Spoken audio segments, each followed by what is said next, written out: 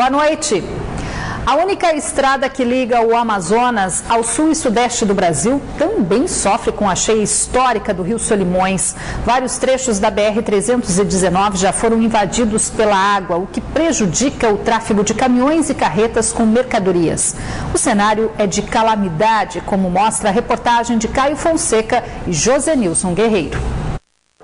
Casas totalmente alagadas, cena cada vez mais comum no Amazonas. Por aqui a enchente chega ano a ano com mais intensidade. O carro que antes ficava na garagem, agora fica às margens da estrada e seu Antônio teve de mudar o meio de transporte para chegar em casa. Tem 4 anos seguidos que muda tudo, praticamente, quando chega essa época. Alaga, né? E fica totalmente diferente, até condições financeiras mudam, né? Picape tem que ficar na beira da estrada. Fica na beira da estrada, o perigo é esse aqui, né? A força da água chegou na estrada. A BR-319 não escapou da subida do Rio Solimões. Em 3 trechos dos primeiros 50 quilômetros, sacos de areia foram colocados para que a pista não ficasse totalmente inundada. É perigoso trafegar. A pista está molhada, diz a placa. Mesmo assim, isso não parece ser um problema para muitos motoristas que não reduzem a velocidade. A BR-319, ou Transamazônica, como ficou conhecida quando foi construída pelos militares em 1993, nunca foi concluída. Boa ou ruim, ela é o único caminho por terra que liga o Amazonas a Rondônia e de lá as regiões sul e sudeste do país, de onde vêm muitas mercadorias que abastecem a cidade.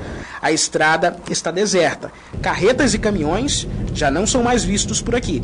A terra é de várzea e no quilômetro 98 a situação é mais complicada. Rio e estrada parecem ser a mesma coisa. Este é considerado o ponto mais crítico da BR-319. Neste ponto onde estamos, carros pequenos dificilmente conseguem realizar esta travessia.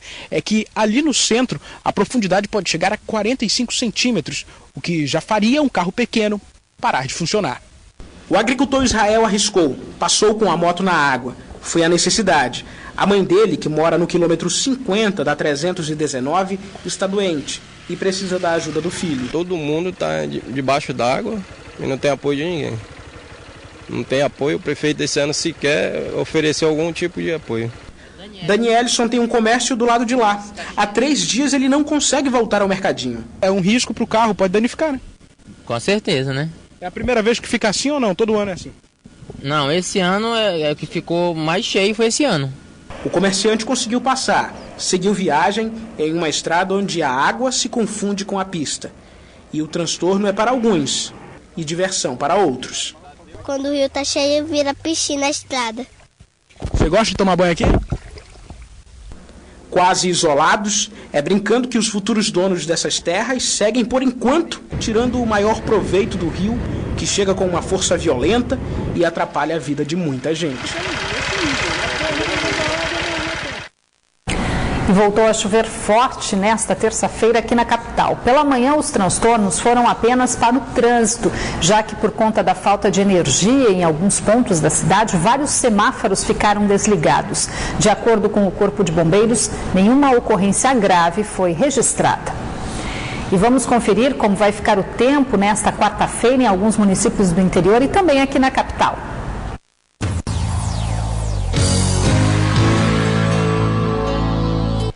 Em Anamã, a previsão é de muitas nuvens, com chance de chuva fraca. As temperaturas variam entre 24 e 31 graus. Já em Parintins, a quarta-feira será de muito sol, mínima de 25 e a máxima pode chegar aos 32 graus.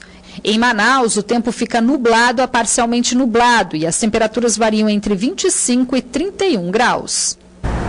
Há poucos dias do Festival de Parintins, aumentou o número de passageiros no transporte fluvial com destino ao município. Com a maior demanda nas embarcações, itens de segurança como extintores de incêndio estão sendo fiscalizados pelo IPEM. Hoje o movimento de pessoas com destino a Parintins era grande na escadaria da Manaus Moderna. E segundo o presidente da Associação das Agências de Passagens, a procura cresceu mesmo. Melhorou bastante, o pessoal está vendo, se informando, comprando. Esse grupo do Rio de Janeiro vai conhecer de perto os Bumbais pela primeira vez. queríamos ter ido ano passado, mas aí coincidiu com a Copa, aí nós desistimos e esse ano é os 50 anos. Cláudio estava apressado para embarcar.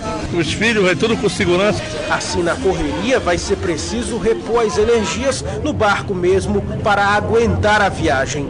E onde há panela no fogo também existe perigo, mas é preciso cuidado para dar conta da alimentação dos passageiros e prevenir um possível acidente com as chamas. Jerry sabe bem o que é isso. Tem que estar atento todo o tempo, né? O fogo aí. Com certeza, nosso cuidado aqui dobra, principalmente agora nessa época de festival. Segundo o proprietário deste barco, a responsabilidade é com pelo menos 600 vidas em cada viagem numa época como essa. A Capitania dos Portos, ela solicita que todos os barcos passem por uma vistoria, que é uma vistoria especial determinada, no sentido de que no dia ninguém seja pego de surpresa, segurança acima de qualquer coisa. Nas vésperas do festival, o Instituto de Pesos e Medidas do Amazonas está passando nas embarcações para verificar os extintores de incêndio, a fim de garantir segurança aos passageiros. Por que a fiscalização só acontece agora, nesse período? A fiscalização acontece durante todo o ano, nos principais comércios, nas principais lojas e nas oficinas de recarga.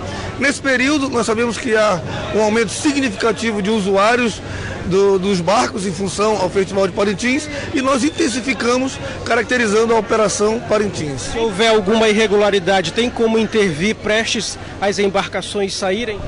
Exatamente. A embarcação que for flagrada utilizando extintor de incêndio fora da validade, com vazamento, inutilizado para uso no caso de emergência, será imediatamente apreendido esses extintores e informado à Capitania dos Portos para que faça a retenção da saída do barco.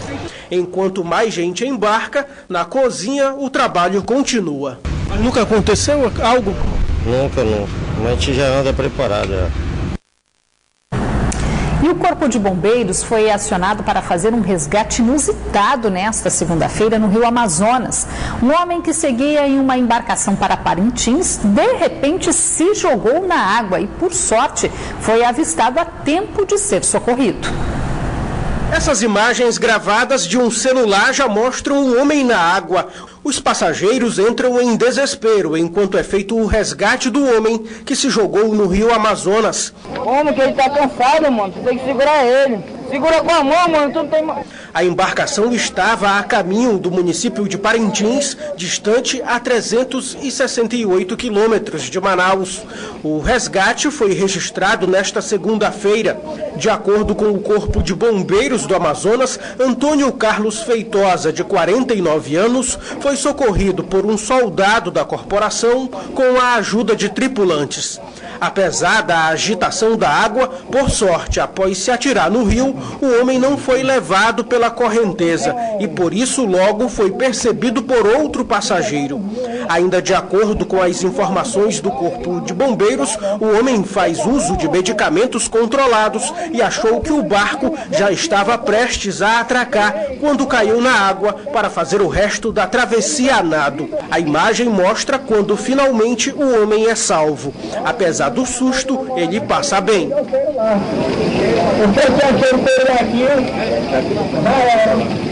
Que sorte que ele teve, né? Professores e técnicos administrativos da Universidade Federal do Amazonas realizaram na manhã de hoje um ato em frente ao UFAM para cobrar uma negociação efetiva do Ministério da Educação com as duas categorias que aqui no estado estão em greve há 9 dias.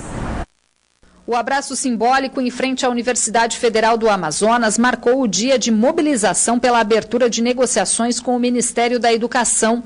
A manifestação foi mais uma tentativa para cobrar melhores condições de trabalho e um plano de carreira para os professores e técnicos administrativos da UFAM. No Amazonas, as duas categorias estão em greve desde o dia 15 de junho. Toda vez que nós podemos, nós estamos aqui marcando presença junto com os técnicos administrativos, os alunos da universidade que contribuem para essa mobilização, para garantir aquilo tudo que nós temos na nossa pauta, a qualidade do ensino que a gente está oferecendo para a sociedade. Esse ato faz parte de uma série de atos que os professores já vêm conduzindo, manifestando sua vontade, manifestando de fato a luta que vem acontecendo nos últimos anos. Esta tarde, as reivindicações dos docentes federais seriam tratadas em uma reunião em Brasília, agendada pela Secretaria de Educação Superior com o Sindicato Nacional dos Docentes das Instituições de Ensino Superior. Nesta segunda-feira, após uma reunião com o Comando Local Unificado de Greve, a reitora da UFAM, Márcia Perales, reconheceu o movimento grevista como legal e legítimo. Uma reunião até a próxima semana com o Conselho Universitário deve deliberar sobre a suspensão do calendário acadêmico a partir do início da greve. A Câmara Municipal aprovou na noite de ontem, em sessão extraordinária, o projeto de lei do Plano Municipal de Educação, que estabelece 20 metas e 216 estratégias para a educação de Manaus nos próximos 10 anos. O plano, que também foi discutido em várias audiências públicas, agora segue para a sanção do prefeito Arthur Virgílio Neto. Já o Plano Estadual de Educação foi encaminhado esta manhã para a Assembleia Legislativa, que deve votar a matéria até amanhã. O plano encaminhado esta manhã aos deputados estabelece 22 metas para serem alcançadas em 10 anos no Amazonas. Assim como ocorreu na Câmara Municipal, o Plano Estadual de Educação agora também será discutido nas comissões do Legislativo Estadual e deve ser votado em plenário na próxima quinta-feira. Mas nós fomos além do Plano Nacional e discutimos uma ampla discussão na base, apresentando propostas novas, algumas metas que não existem no Plano Nacional, algumas alterações de metas trazendo para a realidade do estado do Amazonas, o que é muito importante, e a gente trazendo novidades, por exemplo, como a 21ª meta da educação indígena, a 22ª da conectividade, trazendo na meta de financiamento algo que foi uma decisão do senhor governador José Mello já de fazer no estado, aumentar de 25% para 30%, algo que foi discutido também para que os municípios também gradativamente nos próximos 10 anos aumentem o investimento na educação de 25% para 30%. Os planos municipal e estadual seguem uma determinação do Plano Nacional de Educação, projeto do governo federal que estabeleceu prazo até o dia 24 de junho para que prefeituras e estados elaborassem metas de melhorias na educação para os próximos 10 anos. Entre as metas estão oferecer pré-escola a todas as crianças de 4 a 5 anos em 2016 e em uma década, pelo menos metade das crianças de 0 a 3 anos deverá ter creche. A entrega do plano foi acompanhada pelo Fórum Estadual de Educação, que representa 41 instituições educacionais e da sociedade civil organizada. Eu penso que o Fórum, pelas discussões que nós temos no Fórum, está assim satisfeita. Até porque no projeto de lei, a Secretaria de Educação, porque é o que mais atende os níveis e modalidade de ensino, o Fórum Estadual e o Conselho Estadual de Educação serão responsáveis pela avaliação e monitoramento das metas e estratégias hoje contidas no plano. Esta manhã, a SEDUC também protocolou na Assembleia Legislativa a proposta de criação do programa Todos pela Vida e Educação, que prevê um fundo rotativo para financiar projetos e serviços nas escolas públicas. O Ministério Público do Amazonas deu parecer contrário ao pedido de viagem solicitado por Marceline Schumann. A socialite, que aguarda julgamento em liberdade, monitorada por uma tornozeleira eletrônica, pediu autorização da Justiça para visitar a mãe no estado de Rondônia. Ela é apontada de ter sido a mandante da tentativa de homicídio da bacharel em Direito Denise Silva, ocorrida em novembro do ano passado. A decisão final sobre o pedido será do juiz da terceira vara do Tribunal do Júri do Tribunal de Justiça do Amazonas. A Delegacia Especializada em Homicídios e Sequestros na capital apresentou esta manhã 2 irmãos que foram presos suspeitos de terem assassinado um homem por uma dívida de R$100. Márcio Marinho Rodrigues, de 25 anos, e o irmão Maicon Marinho Rodrigues, de 20, foram presos suspeitos de terem assassinado com 2 facadas Eric Calda de Almeida, de 20 anos. O crime ocorreu no início do mês, embaixo da ponte Rio Negro, e teria sido motivado por uma dívida de R$100. O Eric era usuário de drogas e eles tinham uma desavença por conta de R$100 por causa de loló. Os três então se encontraram ali nas cercanias da ponte Rio Negro e aí tiveram um desentendimento e por causa dessa futilidade o Maicon resolveu desferir 2 golpes na altura do peito da vítima, com o Márcio segurando, inclusive deixaram a faca cravada no peito da vítima, que foi encontrada 2 dias depois debaixo da ponte Rio Negro. Ainda de acordo com o delegado, Márcio foi preso dentro de um coletivo após o tio da vítima ter reconhecido o suspeito. O Márcio adentrou um ônibus da linha 121 com destino a Compensa, onde estava um tio do Eric, um tio da vítima. O tio da vítima, então, sabedor de que o Márcio era um dos responsáveis pela prática do crime, entrou em contato com a Polícia Militar, que fez a detenção do Márcio dentro do coletivo 121. Márcio, então, foi encaminhado lá para o primeiro DIP, onde nós, da Delegacia de Homicídio, fomos acionados. Os dois foram autuados por homicídio qualificado e serão encaminhados à cadeia pública no centro da cidade. A Corregedoria Geral da Secretaria de Segurança Pública do Amazonas instaurou nesta terça-feira 3 processos administrativos disciplinares para apurar possíveis infrações praticadas pelo delegado de polícia do município de Juruá, Daniel Pedreiro da Trindade. As denúncias contra o delegado iniciaram há 2 semanas após a circulação nas redes sociais desse vídeo em que o delegado aparece intermediando uma luta corporal entre 2 presos dentro da cadeia da delegacia. O delegado ainda será investigado pelo possível envolvimento com adolescentes do município, com idades entre 14 e 17 anos, e também por usar 2 funcionários pessoais em funções públicas dentro da unidade policial. Ainda segundo a SSP, até o fim do processo, o delegado fica afastado das atividades na delegacia de Juruá. As penalidades para as infrações investigadas vão de advertência à demissão. O Departamento Estadual de Prevenção e Repressão ao Narcótico desarticulou um laboratório de drogas na zona oeste da capital. De acordo com a polícia, o local pertencia a um traficante que já cumpre pena e era monitorado por uma tornozeleira eletrônica. Todos esses materiais foram apreendidos pela polícia na manhã de hoje durante uma operação que tinha como objetivo prender Johnson Alves Barbosa, o Johnson Playboy, um detento que cumpria prisão domiciliar no bairro Compensa, zona oeste de Manaus. Ele responde na justiça por vários crimes, entre eles homicídio e tráfico de drogas. Johnson Playboy usava uma tornozeleira eletrônica e, com a chegada da polícia, conseguiu fugir do local.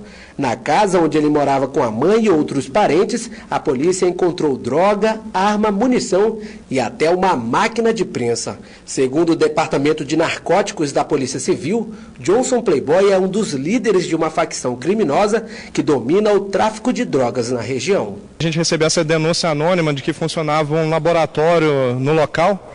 O Johnson Playboy, ele é um dos líderes da FDN, né? Responde por diversos delitos. Só que, infelizmente, o local era de difícil acesso, né? Inclusive não entravam carros, né?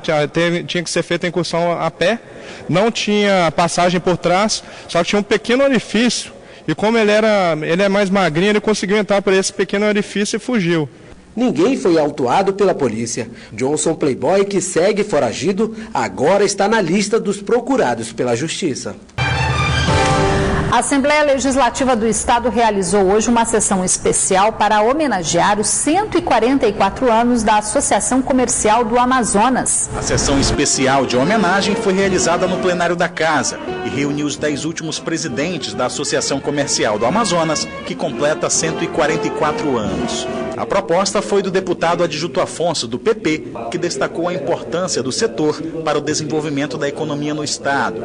São pelo menos 560 mil empregos diretos e 75 mil indiretos viabilizados pelas empresas comerciais. A ACA foi criada em 1871 com o objetivo de defender e apoiar os interesses da classe comercial, quando Manaus tinha apenas 17 mil habitantes. Nesta manhã, os últimos 10 presidentes da associação foram homenageados e receberam das mãos dos deputados certificados de reconhecimento. O atual presidente da Associação Comercial do Amazonas é o empresário Ismael Bicharra Filho. A redução de plantões na rede pública de saúde, anunciado recentemente pelo governo do estado como medida para diminuir gastos, está sendo questionada pelos deputados da oposição. Esta tarde, uma representação contra a medida foi protocolada no Ministério Público do estado. O relato de quem depende do Sistema Único de Saúde é o mesmo. Muito ruim, muito precária, porque a gente, como mora no interior, vem de lá porque não tem recurso lá. Vem para cá, manda a gente para outro lado, porque não tem também lá onde a gente foi, como eu fui no Tropical, não encontrei. Me mandaram para cá, agora que ele vai ser atendido desde manhã. Os problemas que afetam a saúde pública do Amazonas são muitos. Filas, pacientes em espera por atendimento e nesse mês uma nova situação atinge ainda mais os atendimentos pelo SUS. Alegando aumento com gastos na saúde, o governo estadual anunciou a redução dos plantões em hospitais, maternidades e prontos socorros de Manaus. Áreas específicas como ortopedia e ginecologia devem ser afetadas. Notícia que não agradou nada quem precisa desses atendimentos. Se assim já está ruim, imagine se eles fizerem esse corte aqui. Para mim é um corte, né? Que na saúde não deveriam mexer, tem tantas outras coisas para eles fazerem, né? A saúde é fundamental para todos nós. O assunto é considerado grave pela oposição ao governo. A deputada estadual Alessandra Campelo, do PCdoB, protocolou hoje uma representação no Ministério Público do Estado, pedindo a intervenção imediata no caso. Eu acredito que os cortes que o governo tem que fazer, as economias que têm que ser feitas, não podem ser feitas colocando em risco a vida das pessoas. Quando você tira 1.143 plantões dos hospitais, de maternidade, até mesmo está sendo indicada a retirada de plantões de sala de atendimento de reanimação pediátrica. Enfim, você está colocando em risco a vida da população. O documento encaminhado ao MPE possui mais de 10 páginas e é baseado em portarias e ofícios do governo determinando os cortes dos plantões. Em alguns casos, o despacho especifica a quantidade de profissionais que devem deixar de trabalhar. Eu acho que os cortes têm que ser feitos em obras públicas, em construção de prédios, em reformas, em aluguel de carros, em tantos outros serviços, conservação e limpeza. Tudo isso pode ser diminuído, diminuir o lucro das grandes construtoras, mas não cortar em quem já sofre tanto com a falta de saúde, que é exatamente a população mais carente que procura esses hospitais. Segundo o governo, a redução dos plantões nas maternidades é resultado de um estudo técnico desenvolvido pela Suzano. Em vigor desde a semana passada, a medida provisória que criou a chamada aposentadoria progressiva ainda deixa muita gente em dúvida. A dica dos especialistas é primeiro conhecer a nova regra que traz uma fórmula para calcular a aposentadoria de acordo com a expectativa de vida da população brasileira, sem anular o fator previdenciário que não deixou de existir. Uma medida provisória que altera as regras da aposentadoria e que muita gente ainda não entendeu. É muito confusa essa nova regra da aposentadoria? Está meio confuso. Causa um pouco de confusão. A dúvida está quanto ao tempo de contribuição e idade, que pela nova regra agora precisam ser somados. Por exemplo, se uma senhora lá, ela tem 53 anos de idade e contribuiu com 32 anos, somando isso dá 85. Ou seja, ela está se aposentando, na verdade, com 53 anos de idade e 32 anos que contribuiu com o INSS. Não é 85 anos de idade, isso vale para a mulher, isso vale para o homem. Ainda que o contribuinte não tenha idade para somar, no caso do homem 95 pontos e no caso das mulheres 85 pontos, é possível se aposentar sim apenas com o tempo de contribuição. Porém, o valor do rendimento mensal não será o que ele ganha hoje em carteira. O valor será bem inferior. As mudanças não agradaram nem um pouco quem já pensava em parar de trabalhar e seguir a vida descansando. Enivaldo tem 30 anos de contribuição e 45 de idade. Pela nova regra, ainda não dá para ele se aposentar ganhando o mesmo valor que ele ganha hoje. Se quiser dar entrada no INSS, vai ganhar bem menos. Trabalhar a vida toda só para pagar imposto, para pagar previdência e na hora de merecer não merece o retorno? Para aprovar as mudanças, o governo usou o argumento crise econômica, quando na verdade o que implicou as alterações foi a longevidade dos brasileiros. As mudanças nas regras da aposentadoria estão acontecendo porque a expectativa de vida do brasileiro está aumentando ano a ano. Mas tudo que é novo causa estranhamento e gera uma série de dúvidas. E aquelas pessoas que nunca contribuíram, será que elas vão conseguir se aposentar? Quanto a esta regra, nada mudou. Elas vão continuar se aposentando normalmente, a mulher com 60 anos e o homem com 65. Mas e aquelas pessoas que ganham um valor acima de R$5 mil, já que o teto do INSS é 4.662. Quando elas forem se aposentar, elas vão ganhar esses 4.062. E talvez o padrão de vida seja preciso reduzir.